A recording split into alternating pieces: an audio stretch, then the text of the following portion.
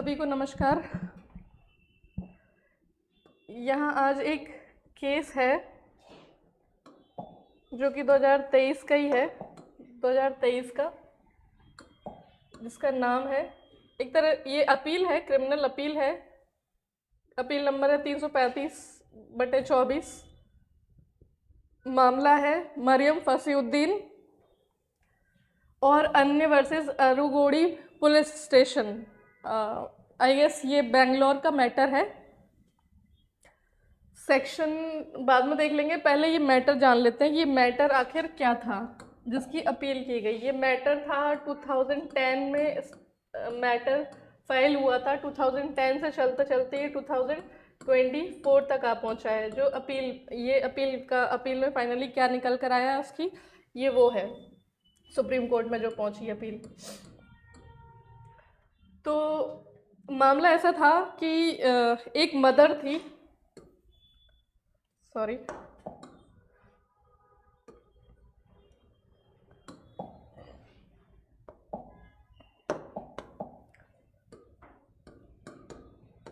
Mother ने अपने child का पासपोर्ट बनाने के लिए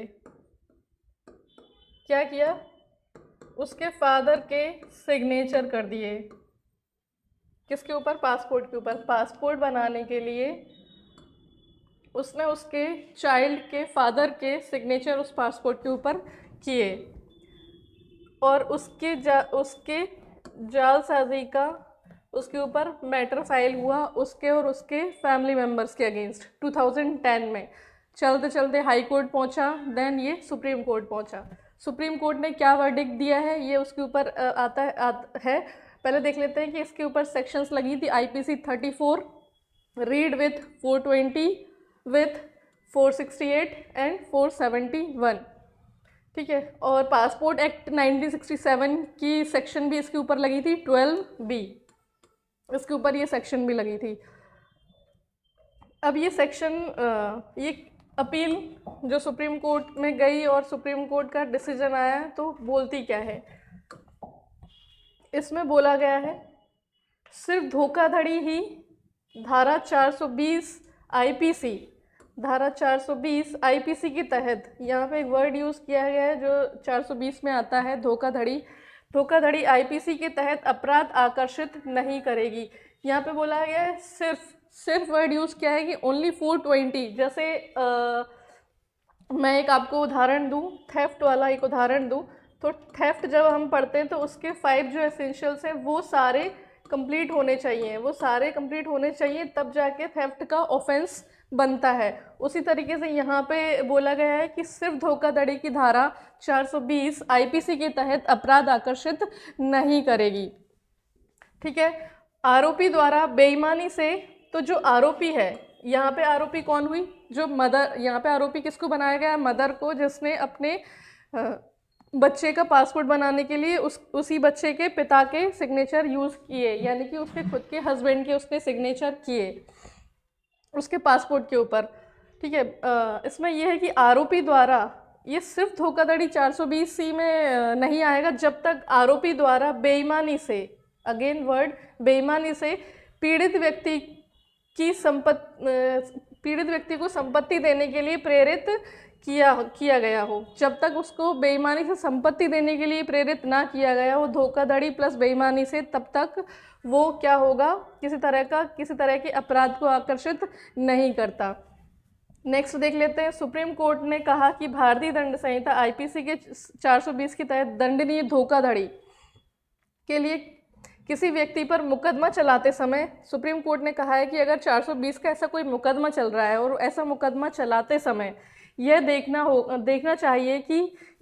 चाहिए जो लोअर जुडिशरी है या फिर ट्रायल कोर्ट है, जो भी ट्रायल कोर्ट है उसको, या उसके ऊपर कोई भी जो अपील कोर्ट है, सपोज ट्रायल कोर्ट के बाद अगर अपील गई है, सपोज हाई कोर्ट में गई है, तो उसको या ट्रायल कोर्ट को क्या देखना चाहिए कि क्या धोखाधड़ी के कपटपूर्ण कार्य को शिकायतकर्ता द्वारा किसी भी संपत्ति को अलग करने के लिए प्रेरित करने वाले प्रलोभन के साथ जोड़ा गया था। क्या जो धोखाधड़ी था, जो कपटपूर्ण कार्य था, वो शिकायतकर्ता द्वारा किसी भी संपत्ति को अलग करने के लिए, प्रेरित करने के लिए, प्रलोभन के लिए जोड़ा गया था? मतलब यहाँ पे ये बोला गया है कि क्या उसके हस्बैंड के उसने जो सिग्नेचर किए, यानी कि उसके बच्चे के पिता के जो उसने सिग्नेचर किए, क्या उससे पासपोर्ट के लिए किए उसने? क्या उससे किसी तरह की कोई प्रॉपर्टी उसने अलग करने की कोशिश की? क्या इस तरह का कोई इल्ज़ाम उन्होंने उसके ऊपर लगाया क्या? ये भी देखना चाहिए।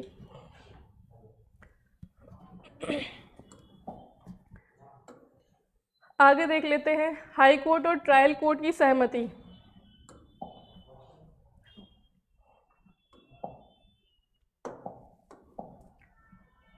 हाई कोर्ट और ट्रायल कोर्ट के सहमति वाले निष्कर्षों को पलटते हुए यहाँ पे सुप्रीम कोर्ट ने हाई कोर्ट और ट्रायल कोर्ट के जो भी निष्कर्ष निकल कर आए उनको क्या किया है, पलट दिया है, टोटली पलट दिया है अपील में।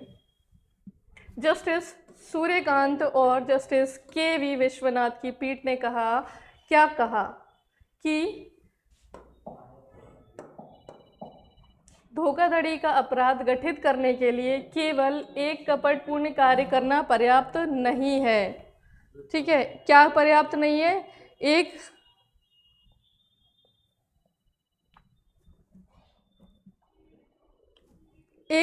कपटपूर्ण कार्य करना पर्याप्त नहीं है, केवल कपटपूर्ण कार्य करना पर्याप्त नहीं है। जब तक कि कपटपूर्ण कार्य ने किसी संपत्ति या मूल्यवान सिक्योरिटी, यहाँ पे दो शब्द यूज़ किए हैं, कोई संपत्ति या मूल्यवान सिक्योरिटी, वैल्यूएबल सिक्योरिटी, कोई प्रॉपर्टी या कोई वैल्यूएबल सिक्योरिटी के हिस्से को देने के लिए बेईमानी से व्यक्ति को धोखा देने के लिए प्रेरित किया हो, जिसके परिणाम स्वरूप व्यक्ति को हानि या क्षति हुई हो। अब यहाँ पे वर्ड यूज़ जो किया है कि आपकी एक तो प्रॉपर्टी हो गई या कोई मूल्यवान सिक्योरिटी, यानी कि वैल्यूएबल आपकी कोई सिक्योरिटी हो गई, उसके किसी हिस्से को बेईमानी से देने के लिए या लेने के लिए, धोखा देने के लिए प्रेरित ना किया हो, है ना, बेईमानी से लेने के लिए, धोखा देने के लिए प्रेरित ना किया हो, परिणाम स्वरूप व्यक्ति को हानि या क्षति होती है। क्लियर? इतना यहाँ तक क्लियर हुआ? ये सुप्रीम कोर्ट ने बोला है ट्रायल कोर्ट और हाई कोर्ट के वर्डिक्ट को पलटते हुए अपील में। नेक्स्ट है सुप्रीम कोर्ट और क्या बोलना चाहता है, क्या बोलना चाहते हैं ऑनरेबल सुप्रीम कोर्ट, क्या बोलना चाहते हैं? यह भी समझना चाहिए, क्या समझना चाहिए कि तथ्य का एक बयान धोखाधड़ी माना जाता है जब वह गलत होता है और जानबूझकर या लापरवाही से इस इरादे से किया जाता है, जानबूझकर किया गया और लापरवाही से इस इरादे से किया जाता है, यानी कि आपका इंटेंशन देखा जाता है कि क्या आपका इंटेंशन था कि कोई अन्य व्यक्ति, कोई अदर जो पर्सन है पर कार्यवाही करेगा, इस तरह का कोई उसका इंटेंशन था, जिसके परिणाम स्वरूप क्षति या हानि होगी, जिसके परिणाम स्वरूप क्या होगा, उस व्यक्ति को किसी तरह की कोई हानि होगी या क्षति होगी। तो यहाँ पे क्या जस्ट सिग्नेचर करने से, वो भी पासपोर्ट के ऊपर, किसी तरह की कोई हानि हुई, कोई क्षति हुई, कोई बेईमानी से उसने कोई प्रॉपर्टी लेने की कोशिश करी?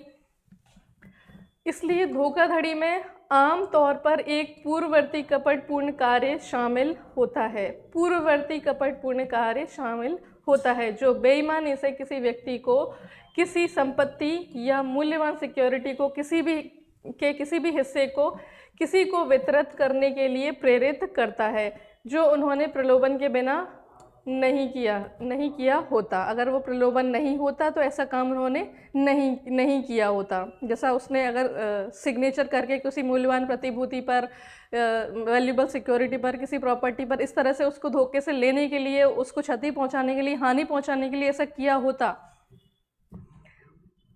ताकि वो ऐसा प्रलोभ उसमें आए और वो ऐसा काम करे, उसको वो प्रॉपर्टी दे, या किसी तरह से वो धोखे से वो प्रॉपर्टी उसके हाथ से चली जाए, या धोखे से सामने वाला वो प्रॉपर्टी को ले ले। बट यहाँ पे ऐसा कुछ नज़र नहीं आता, इसीलिए इसको इतना ऑनरेबल सुप्रीम कोर्ट ने इसको एक्सप्लेन किया है। देखते हैं नेक्स्ट क्या बोलते हैं। अदालत ने पति द्वारा अपनी पत्नी और रिश्तेदारों जो भी अपील करता थे के खिलाफ दायर आपराधिक मामलों को इस आधार पर रद्द कर दिया। यहाँ पे क्या किया है, इस मैटर को अपील में रद्द कर दिया, जो कि ट्रायल कोर्ट और हाई कोर्ट से होते हुए आया था, रद्द कर दिया कि विदेश यात्रा के लिए अपने, उसने क्या किया था, वो जो पासपोर्ट के ऊपर उसने सिग्नेचर करवाए किए थे वो विदेश यात्रा के लिए थे। अपने नाबालिग बच्चे का पासपोर्ट मांगने के लिए अपने पति के हस्ताक्षर का उपयोग करने की पत्नी का कृत्य धोखाधड़ी और जालसाजी का अपराध करने के समान नहीं है। यहाँ पे सुप्रीम कोर्ट ने, ऑनरेबल सुप्रीम कोर्ट ने सिग्नेचर करने के लिए अपने नाबालिग बच्चे के पासपोर्ट पर सिग्नेचर करना धोखाधड़ी और जालसाजी का अपराध यहाँ पे सुप्रीम कोर्ट ने नहीं माना। न्यायालय ने कहा कि पत्नी की ओर से बेईमान इरादे की कमी है। यहाँ पे बेईमान इरादे की कमी नज़र आई कि कोई किसी तरह का कोई बेईमान इरादा नहीं है। इसके अलावा पति को कोई नुकसान या क्षति नहीं हुई है। क्या यहाँ पे ऐसा सिग्नेचर करने से उसके पति को कोई नुकसान हुआ, किसी तरह की कोई क्षति हुई क्या? तो ऐसा नहीं हुई, क्योंकि पत्नी ने केवल अपने पति के निर्देश पर पासपोर्ट मांगा था। पत्नी ने केवल अपने पति के निर्देश पर पासपोर्ट मांगा था। ठीक है, यहाँ पे और बाकी आप इसको डिटेल में पढ़ सकते हैं। इसका जो बेसिक जो ट्रायल कोर्ट का जो मैटर था उसको आगे देखते हैं क्या बोलता है। धारा 420 आईपीसी के प्रावधानों को आकर्षित करने के लिए अभियोजन पक्ष, जो अभियोजन पक्ष है, को न केवल यह साबित करना होगा, क्या साबित करना होगा, कि आरोपी ने किसी को धोखा दिया, बल्कि यह भी कि ऐसा धोखा तो प्रूव करना ही पड़ेगा। साथ में क्या प्रूव करना पड़ेगा? अगर आईपीसी की धारा 420 की बात की जाती है तो धोखा प्रूव करना पड़ेगा कि आरोपी ने धोखा किया, साथ में कि ऐसा करके उसने बेईमानी से उस व्यक्ति को संपत्ति देने के लिए प्रेरित किया। उसने ऐसा धोखा करके बेईमानी से प्रॉपर्टी या कोई वैल्यूएबल सिक्योरिटी देने के लिए उसको प्रेरित किया या उकसाया। ठीक है, ऐसा करने के लिए उसने उसे प्रेरित किया। अब यहाँ पे और कुछ फैक्ट है वो देख लेते हैं। इस मामले में अपीलकर्ता नंबर 1 और प्रतिवादी नंबर 2 क्रमशः ये कौन है? अपीलकर्ता कौन है? पत्नी है, और प्रतिवादी कौन है? पति है। पति लंदन में नौकरी करता है और दोनों ने लंदन में रहने का फैसला किया। हालांकि इसके बाद पति ने उसे लंदन में छोड़ दिया और पत्नी अपने रिश्तेदार के घर में रहने लगी। इसके बाद पत्नी ने भारत में एक बच्चे को जन्म दिया और पति के निर्देश पर अपने नाबालिग बच्चे के लिए पासपोर्ट मांगा। बाद में पति ने अपीलकर्ताओं यानी पत्नी और उसके रिश्तेदारों, तभी इसीलिए उसके रिश्तेदारों की भी बात करता है, इसीलिए आईपीसी सेक्शन 34 की बात करता है, रीड विथ 420 के खिलाफ शिकायत दर्ज कराई कि उन्होंने एक नाबालिग बच्चे का पासपोर्ट प्राप्त करने के लिए उसके जाली हस्ताक्षर किए थे, ऐसा उसने इल्ज़ाम लगाया। आईपीसी की धारा 34 के साथ पढ़ी जाने वाली 420 धोखाधड़ी और बेईमानी से, अब 420 क्या बोलती है? धोखाधड़ी और बेईमानी से संपत्ति प्राप्त करने के लिए प्रेरित करना। 468 कहती है धोखाधड़ी के उद्देश्य से जालसाजी करना। 471 कहती है जाली दस्तावेजों को असली के रूप में उपयोग करना। 471 बोलती है कि जो जाली दस्तावेज उसने बनाए हैं उसको यूज़ किया, कि ताकि जैसे ऐसे यूज़ किया जैसे कि वो दस्तावेज असली थे, के तहत एफआईआर दर्ज की गई थी। अपीलकर्ताओं ने ट्रायल कोर्ट के समक्ष आरोप मुक्त करने की मांग करते हुए एक आवेदन दायर किया, लेकिन इसे खारिज कर दिया गया। इस बीच ट्रायल कोर्ट ने पति के आवेदन पर आगे की जांच का निर्देश दिया। इसके परिणाम स्वरूप पुलिस को पूरक आरोप पत्र दाखिल करने की अनुमति मिल गई, जिससे पत्नी और उसके रिश्तेदार के खिलाफ पासपोर्ट अधिनियम 1967 की धारा 12B के तहत आरोप जोड़े गए। आरोप मुक्त करने आवेदन को खारिज करने के ट्रायल कोर्ट के आदेश के खिलाफ अपीलकर्ताओं ने हाईकोर्ट के समक्ष एक आपराधिक पुनरीक्षण को प्राथमिकता दी, जिसके परिणाम स्वरूप उसे खारिज कर दिया गया। यहाँ पे एक पुनरीक्षण भी किया गया था हाईकोर्ट में, उसे खारिज कर दिया गया था। यह हाईकोर्ट के आक्षेपित आदेश के विरुद्ध है।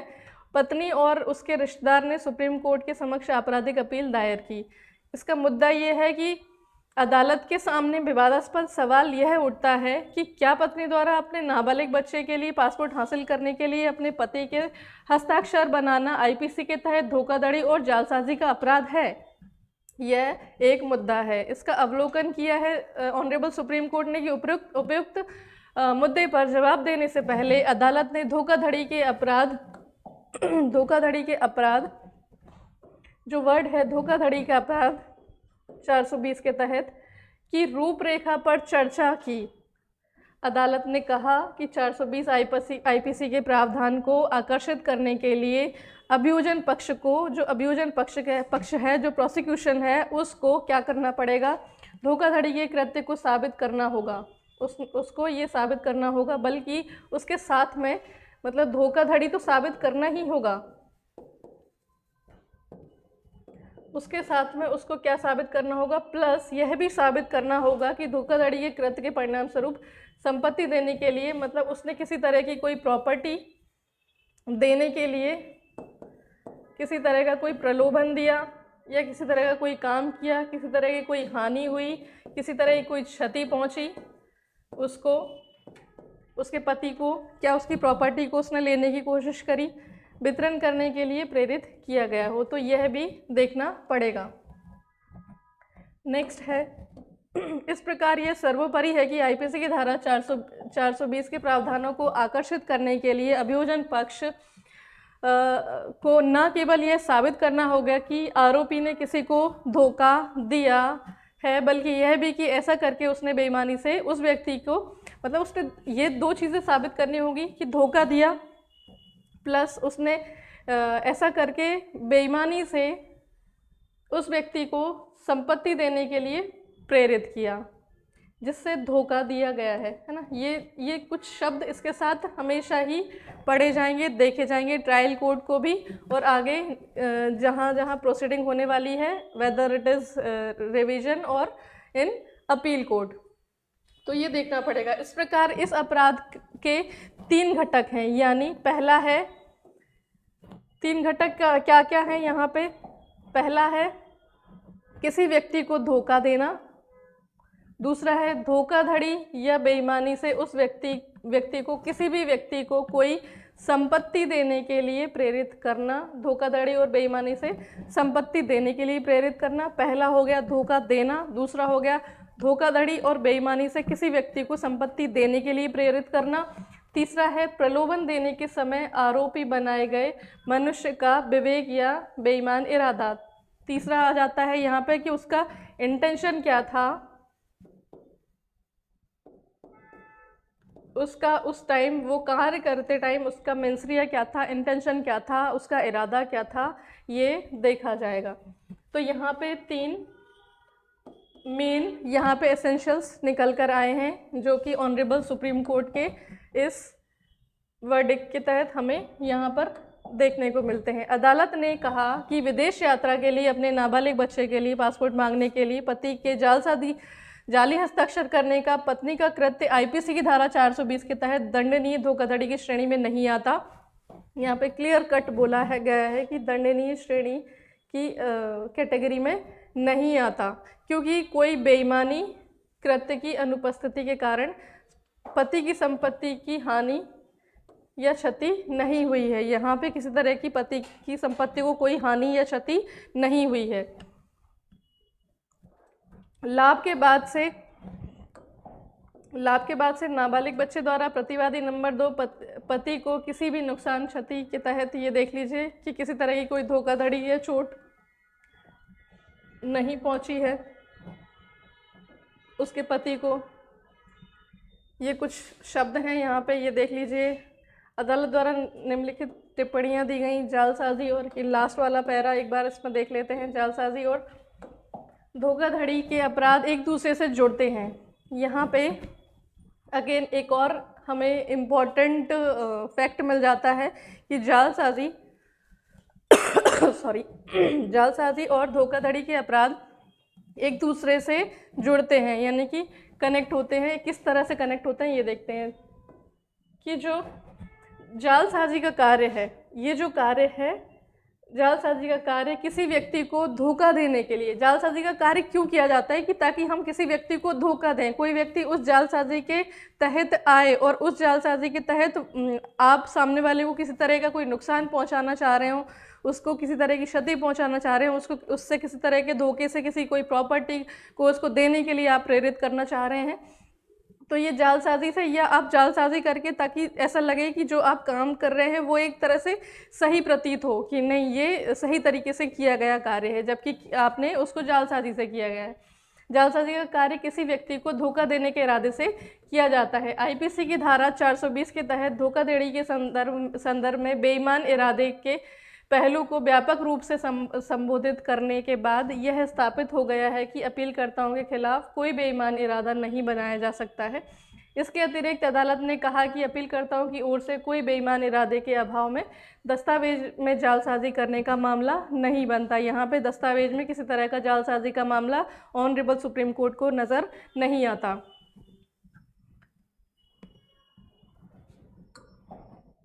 इस तरह से यहाँ पे पासपोर्ट एक्ट 1967 की बात भी करता है। हालांकि इस बात का निर्धारण इस समय प्रथम दृष्टया भी नहीं किया जा सकता कि क्या अपीलकर्ताओं ने प्रतिवादी नंबर 2 के जाली हस्ताक्षर करके ये चीज़ भी प्रूव नहीं हो पाई थी कि उसने बेईमान इरादे से किए थे। जालसाजी अपराध ये टिकने लायक नहीं है। अदालत ने पासपोर्ट अधिनियम 12B के तहत अपराध करने के लिए भी यहाँ पे उसको बरी कर दिया। इस एक्ट के तहत भी यहाँ पे उसको बरी किया गया। उस माता को, उस मदर को पासपोर्ट या दस्तावेज है ना बदलने के, गलत जानकारी प्रस्तुत करने के कार्य के लिए भी दंडित करता है। ये आप देख लीजिएगा थोड़ा ऐसा इसको आगे।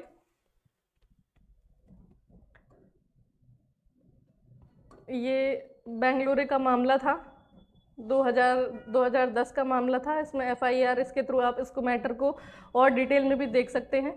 बाकी इसका मेन जो